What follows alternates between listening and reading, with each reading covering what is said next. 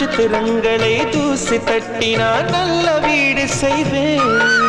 நட்சத்திரங்களின் சூட்டில் நான் உருகி போய்விடில் ஏன் செய்வாய்? உருகிய துளிகளை ஒன்றாக்கி என் உயிர் தந்தே உயிர் தருவேன். இது மெய்தானா?